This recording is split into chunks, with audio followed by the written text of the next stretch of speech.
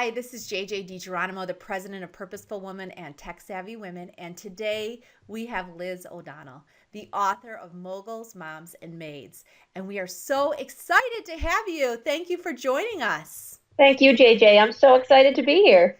I cannot wait to dive in. So what was really the inspiration to write your book?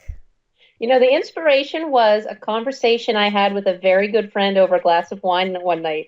She mentioned to me that her husband would get cranky if, when he came home from work, if the kitchen was a mess, if dinner wasn't ready, and the school papers were still all over the counter. She works 30 hours a week, meets the bus, supervised the homework, and started dinner. And I thought, how did I not know that she was living in this sort of retro relationship? And as I started to listen to other women, I realized that was a pretty common phenomenon, that women are truly carrying all the responsibility at home and working. What did you learn about women through this interview process? What I learned wasn't what I necessarily wanted to learn, because I've always been very excited about seeing women make it to the top and be successful in their careers. And I heard a lot of women say, Liz, it's so hard that I am not looking to get to the top anymore. They're saying, I just want a really manageable life. I want a good job, but I want to stay in the middle, not necessarily get promoted. What did you learn about yourself?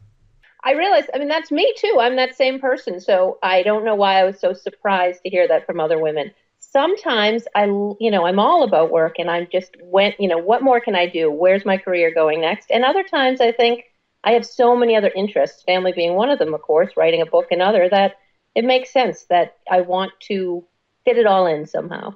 Sometimes it's not about the title, it's more about the level of influence and impact you can have across your entire life. Did you find that?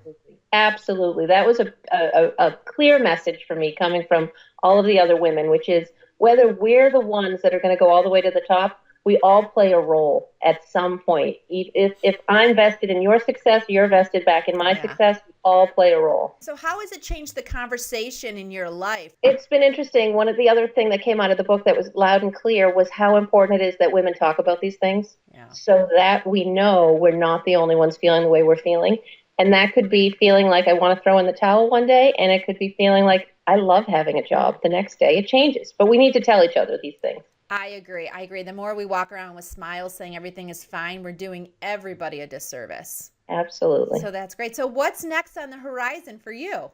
Well, I've been having a really great time going out and talking to women's professional groups and connecting with women and looking at how we can take some of the best practices I heard from women like you, and they can bring them back to their workplaces and their lives.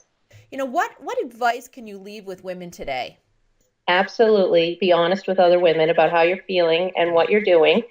And I would say one that I picked up from you, use technology. Use all of the technology that you have at your disposal to be organized, get your family organized. And remember that flexibility requires that you're flexible too. So if you're asking work for flexibility, you need to give them some flexibility back. This has been excellent. Thank you, Liz, so much for spending this time with us. Thank you very much.